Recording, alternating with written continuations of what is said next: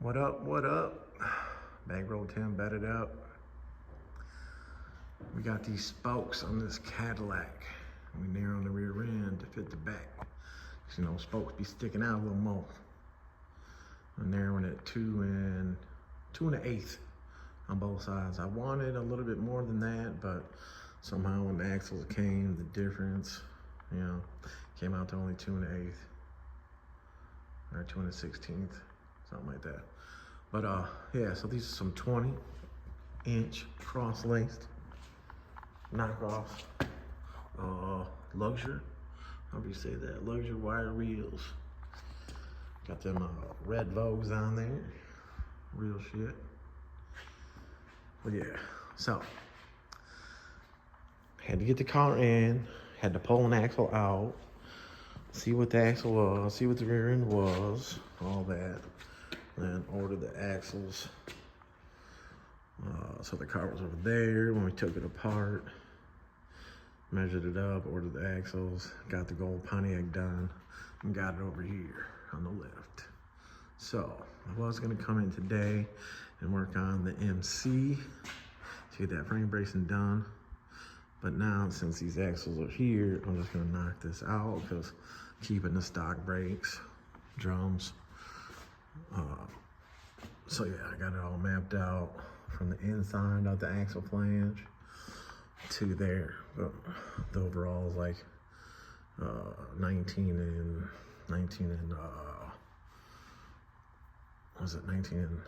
13/16. So then cutting out 2 1/16, 17 3/4. So when I cut that section out and I put the end back on, which just tapers down. So when I cut this off, the taper will fit like damn near inside of where this cut's gonna be. Brake lines are staying, backing plate's gotta come off to, you know, move everything out the way. Move the brake line forward, I don't have to leave the brakes or nothing. Dude does have this cup in here, which is, what was that, about 3 inches? Maybe 4-inch cup. He didn't want the car to squat or nothing. So we're about to see where it sits once I get it all cut. We got the center board, it's a 5-inch, which obviously, you know, these knockoffs. And you got the axle here. Let me see if I can get this on. Oh, you guys, can you see? All right. So it's on there, boom, because it's a 5-inch center board. And it's the 5-inch pattern, boom. Basic studs, because you don't need the studs any longer than that, to clear the back of the rim with the spokes and all how it's got to lock in. So yeah, but yeah, motor. See if I can pull this off.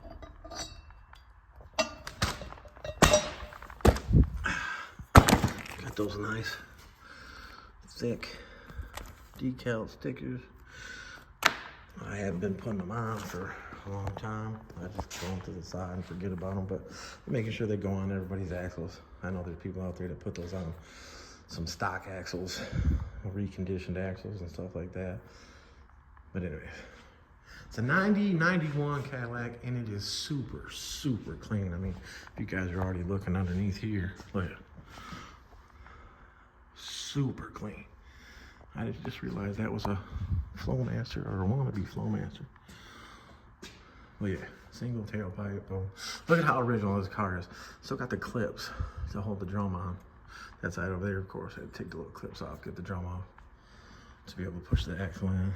The cover's just sitting back on there. I already had it off, like I said, to get that side. So yeah, front spokes are on there. Do put those on. The car came on a tow truck with these on it. The only thing I'm doing is the rear end narrow to fit the spokes. He had these 18. Look at the Omaha, Nebraska number calling me. Anyways, these 18s, he only brought one because it was on the car. As you can see, it was rubbing, which I think this is brand new, but that's just dirt right there. But rubbing on the inside of the wheel well. Let me show you what I'm talking about. Some bad motherfuckers though. So, if you look up in here, you can see somebody cut the trim. Might have been the owner himself, I don't know. But you see how the body folds inward, goes inwards. And you got the outer tub. There's some goo here. I wonder if that's rubber or undercoat. I think it's a little bit of both. But they trimmed it. Stock control arms. The rear end. The Pontiac, the rear end was to the passenger side a little bit. And this one was to the side a little bit, which looking at up in here, you can see. So both the 18 spoke that's on the floor over there and that spoke have the same offset. So that was, you know, just a little bit of rubbing. You can see it went up in there. This car does have, you know, being a Cadillac, it's got a little, I mean, this thing's probably fucking like a 3/4 sway bar on the back. But you know, these cars were meant to have the air shock or air system, whatever, because there's the leveler. But you can see he's just got some shocks in here with the cups, and that's just not hooked up, which it probably stopped working over the years. These switches, they get debris and shit in there, and they don't want to work right anymore.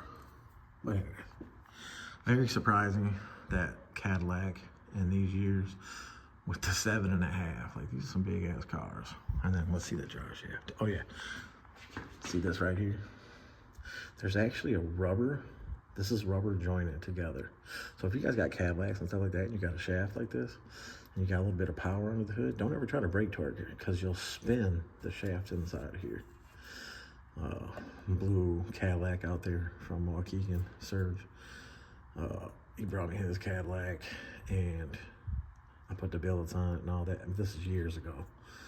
And I was trying to do a burnout, and I really thought it was spinning the tires, and it wasn't. So I ended up, the dryness in there spun the shaft. So I had another shaft, put it in there, but then the shaft ended up being too short, because I think the other shaft that I had was the same. And this is Cadillac to absorb the shift, so it doesn't shift that hard, so you don't get the jerk, you know, it absorbs it. But anyways, that car did the same thing.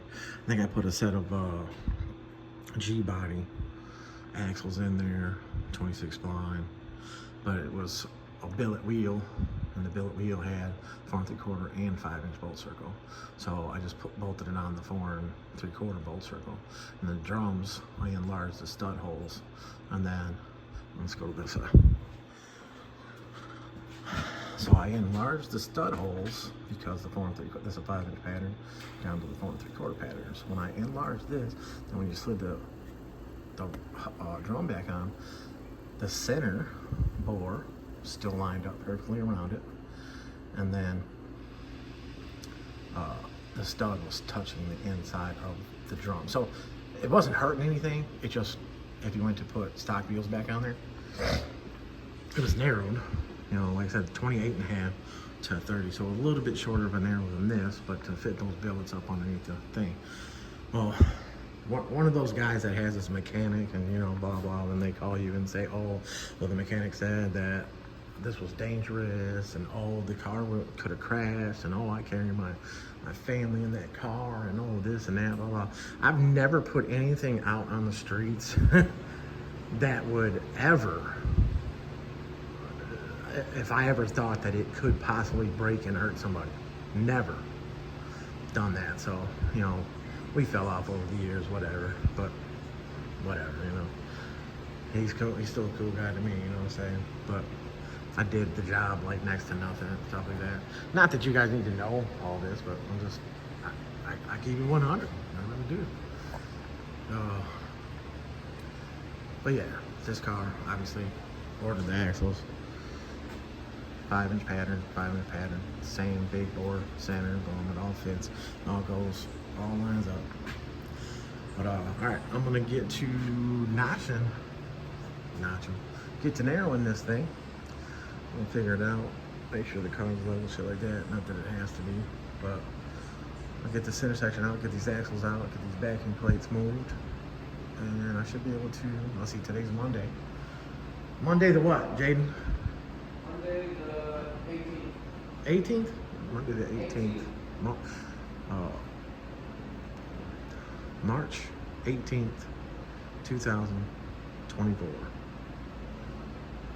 Got everything here. A couple hours. Should be able to get it done. Button it up tomorrow. And get it going. You can see one of the only things wrong with the car, which obviously he replaced the bumper fillers. He's gonna have those painted. This guy's got a whole bunch of stuff. The inside of this car, so when I set it down, probably towards the end of this video, I'll set it down. And I'll show you the inside. The inside of this car is immaculate. White and maroon, right? On the inside, Jaden? It's white and maroon on the inside? Red. Reddish maroon, yeah. But alright, y'all. These badass folks, they're in this rear end. Be back in a minute. That's nice. Ooh. Alright. Back on it.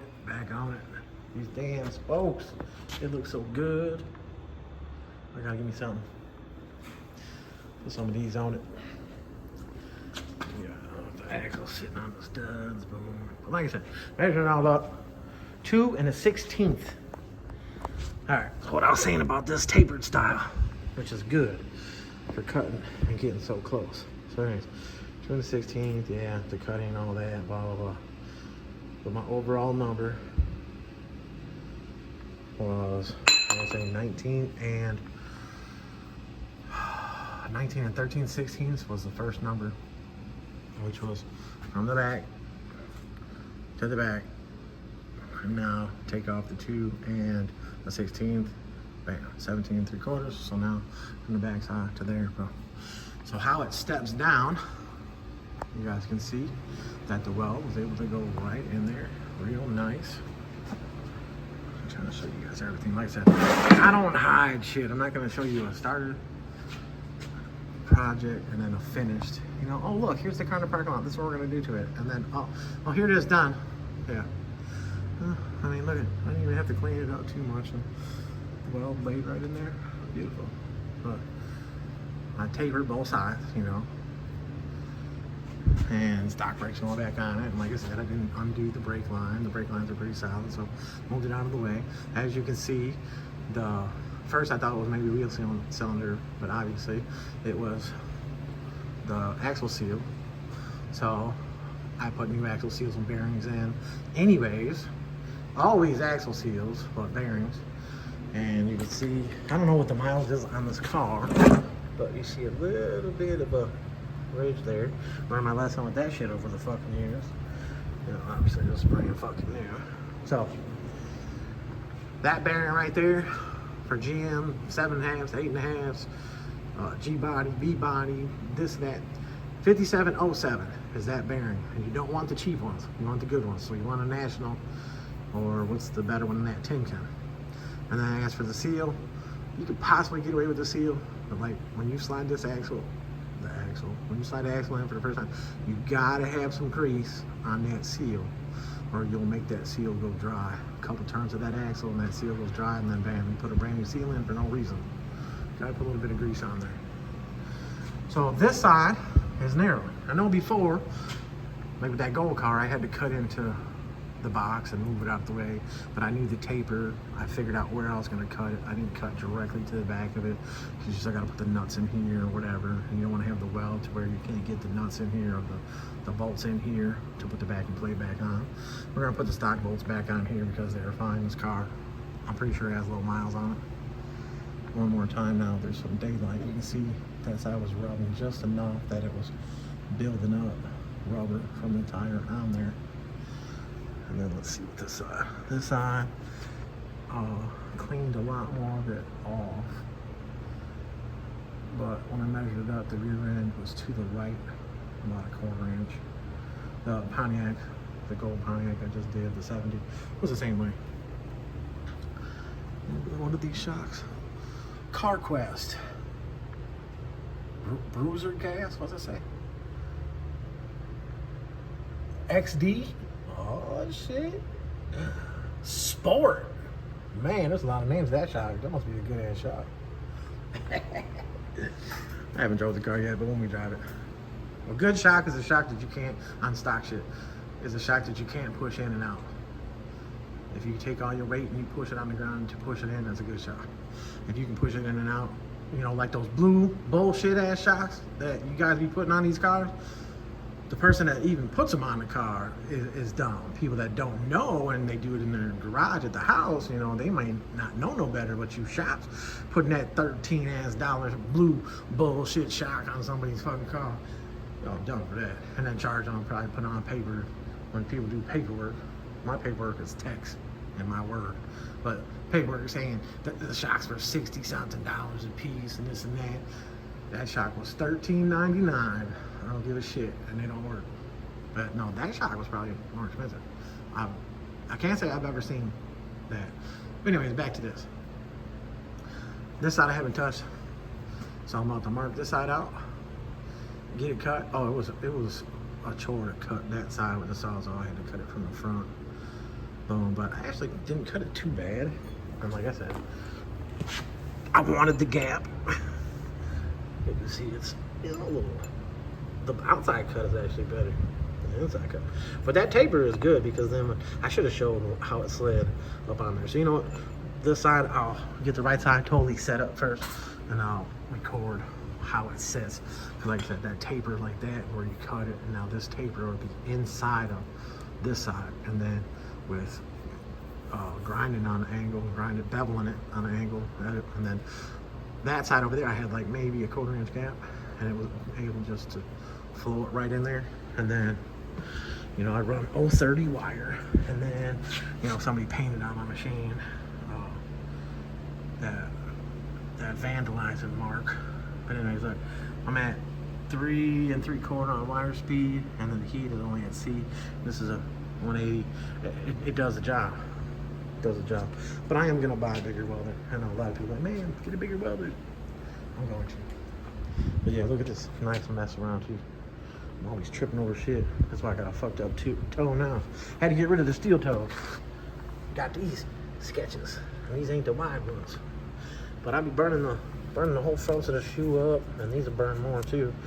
But I jammed my nail into the side of my toe, and oh my god, that shit's fucked up. Anyways, all right, y'all. That is the next step right there. Well, you can see, you know, let me see if I can wipe it. It's still pretty hot. Oh. Yeah, you know, it laid in there pretty good. No hole in it. When you start a weld, like I tacked it, and then I tacked the other side to make it stay square, because if you don't tack it on both sides, then when you start welding, you could possibly push this puck. I know the clamp's not on here. I'm waiting for somebody to say that. And my bars beat the shit.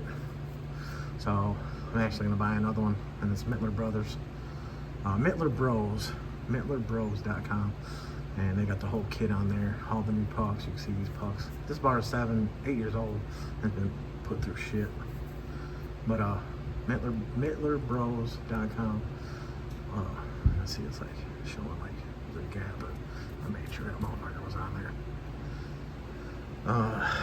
Online, and you get the bar with different sets of pucks for the inside and all the different sets of pucks for the outside for different rear ends, and you get a plate, and the plate bolts the housing, so that way you can measure axles that way if you want. But how I do it is take the stock axle out, well, both the wheels on the back of the car, boom, see how far they're out, see how far you want to go in, see how much clearance you got behind here before you have to get into this box. Everybody out there having to narrow farther, or I mean, when you guys are ordering rear ends already the measurement that you want and saying that you're fabricating shit. But anyways, obviously this control arm mount would be in more. If I had to go in more to put a fat lip on here, obviously you would have got super drop boxes, shit like that, double adjustable control arms, blah blah blah. But this is just some spokes, so you know. But so the difference in the axle, the difference in when the wheel goes on the car and you want to go two and whatever. I wanted this one to be closer to 2.5. It only came out to 2 and a 1/16. And for some reason, every time I order the axles and I tell them what I want it to be, so I wanted that to be 28 and 1/8, and it's 28 3/16. So, and with the drum brakes, how the drum rides on here, when you're off that little bit, so the backing plate would be a little closer, drum be a little deeper, you could make it drag on here and make a little bit of noise. But if it does do that, just take the back of the drum and do a little grind to it. So this inner lip right here could rub that backing plate right here. So you go through and just grind it a little bit. Yeah, all that gear lube in there for the seal. But all right, y'all. I'm gonna get back on it, get this other side cut, and realistically, I should be done tomorrow. Because on the way in tomorrow, I'll get the bearings and seals for the back, and put some paint and everything on it tonight. Could put the center back in it, clean out. I gotta clean out both axle tubes. So I take a rag, so any one of these old cut up t-shirts, put it in the end, take whatever bar that I have and push it through there and get all the debris out of the axle tube. So then you push it through, you get to this side, catch it, whatever, totally wipe out in here. I don't use brake clean and stuff like that in the beginning to clean all this, because brake clean actually gets into the metal and it will make your welds pop. So anybody out there that is welding and you use brake clean to clean it all up first, and then you're welding and it's not burning in correctly, it's because of the brake clean. And then if you use brake clean to clean a whole rear end housing and you spray paint the rear end housing, and then you'll walk away and come back over and it looks like a real dull, flat ass color, that's because the brake clean sucked all the gloss or mid gloss out of the paint. Did that before, learned that. So I really don't use brake clean too much anymore. All right, y'all, let me get back to this and I'll be back. All right. We back. Back on this narrow. All right, so like I said, I would set up this side. Let you guys see it. So, a number is 17 3/4 from this lip with the tape measure all the way over to this lip. So that's what I'm talking about, how I got it going. The axle tube's still leaking a little bit of grease. But then I can tack it and weld, and see, just weld both ground spots. Boom. But this side's probably gonna be a little more open. You guys can see, yeah, see. Because the Sawzall, I'll try to cut as close to this as possible. The Sawzall, I had to get rid of the guard, which I took the guard off months ago, weeks ago, on some things that I was cutting. I know the LED light is bright, but yeah, this one, it's on there. Well, 2 pucks inside, and I don't have the bar all the way through with the other puck on that side, blah, blah, blah. But yeah, over the years, again, you can see a little bit. This light is killing me. This one looks like it's up a little more, but that's just the cut. But anyways, showing you guys the business, how I get down. This quick stuff right here, in and out, but it's messy. I had to wash my hands like 14 times. You can see the shininess of the gear lube. That's actually pretty clean. But wash, and then if you got sensitive hands, Zap TKO. I've mentioned it before. It's got the grit in it. It doesn't tear your hands up, doesn't chap your hands, nothing. Boom, all that other stuff that's out there chaps my hands and all that, fast orange, all that other stuff. But when you're dealing with gear lube, brake fluid, shit like that, that shit just gets everywhere. It's like messing with anti-seize. You put anti-seize on a couple bolts here and there, next thing you know, you got it everywhere. Shit's on your socks, on your head and your beard, just everywhere. Like, you don't even have to use that much. But yeah, showing you guys where it's at, boom, how I measured it, and I'm gonna tack it. But I'm gonna take it back off. I'm gonna stick the pry bar back in there and drag out some more of that. So that way, when I weld it, I know I could weld it, and I could weld past it, and I could go right through that oil because I know what I'm doing, It might spit a little bit, but you just go a little deeper into it. But I'll get that. The other side didn't do that at all. And so that means this axle, so see how there's a bigger gap at the bottom than the top. So this axle tube is probably on more of a downwards angle, where that one's probably bent up a little more. You know what I'm saying? So when I cut it off, that one wasn't leaking like this one. All right, I'm gonna pull that piece off there and clean it out. It was just pouring out. But all right, I'll be back. Oh yeah, oh yeah. All right, so got this side welded on there.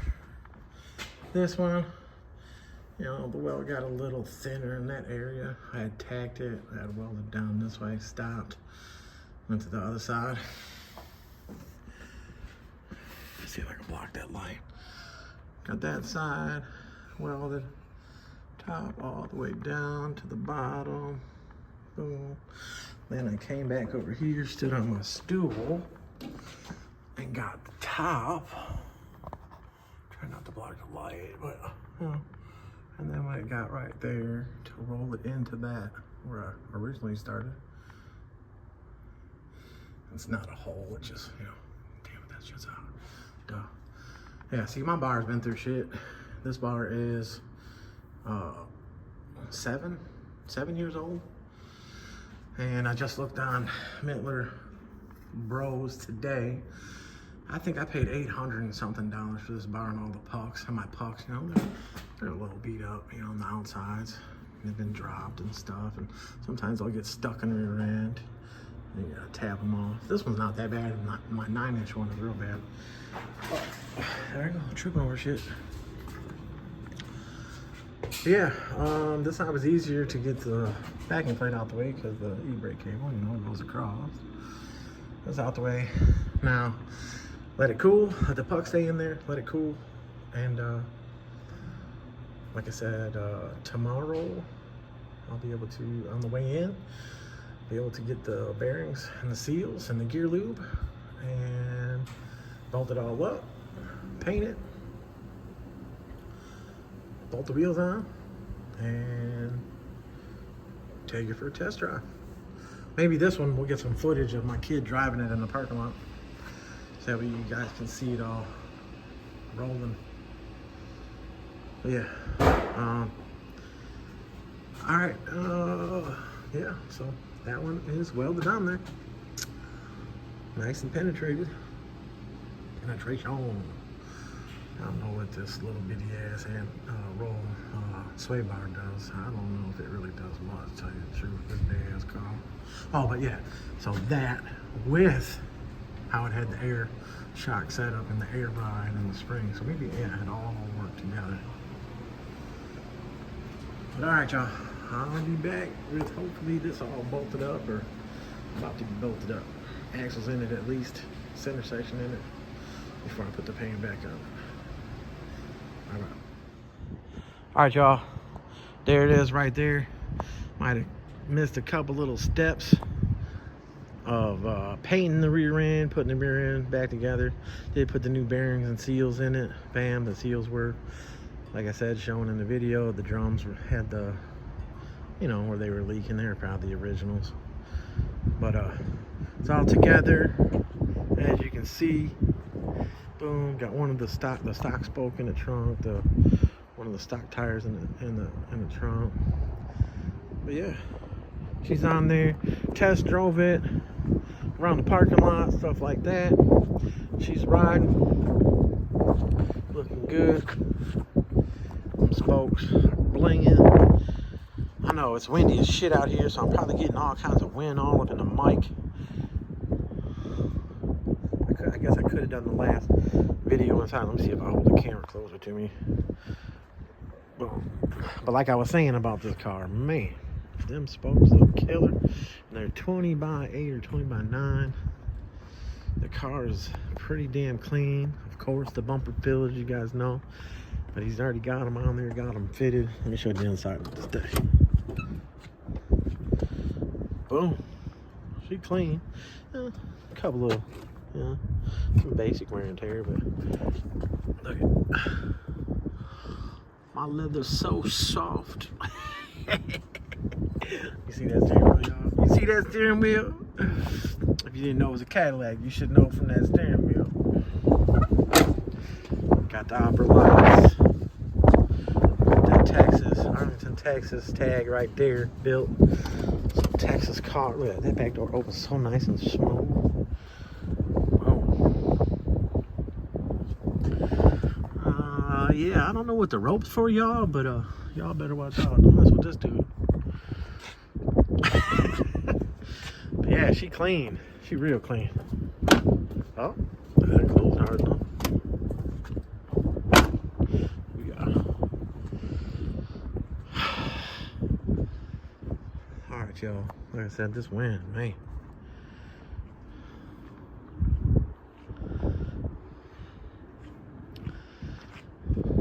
Yeah. Y'all probably just got distracted, huh? All right, y'all. Bankroll 10, batted up. So the way this car curves in right here, it just so the outer tub right there, like I was saying up on the lift. So if he wanted to bring the wheel out a little more, he could bring the wheel out a little more by, you know, run a spacer behind the knockoff. But it's close up in there right now, and the front wheel, not too bad, obviously. See there, this angle here looks a little. Let's see, it's not that bad. But this car is actually set up if he was to sell it, or somebody was if you wanted to switch to some 26s with a 7-inch lip, go right on. Maybe not with that quarter lip like that. But yeah, all right, y'all. Probably getting tired of hearing that wind. Trying to get you all these angles. That looks like a little goofy right there. Looks like the alignment looks like it's cambered in a little bit in the front. Yeah, the front wheels are back there cambered. Probably needs an alignment. But the front could probably come up a little bit, which would make the car look a little better. The back, I think it's got a sub box in there, but I don't know if it's finished like he's gonna do. But it does have those big ass cups back there. Oh, he could probably take the cups off and put a different set of springs in it, or could heat the spring a little bit to bring it down. But I don't know how he wants it to sit. That's, you know, I did the rear end narrow. That's what it was here for. But all right, y'all. I'm gonna take some pictures of it. But there it is. She's done. All right, y'all. Appreciate y'all. Bankroll 10. Bet it up, bet it up, bet it up. I'm out.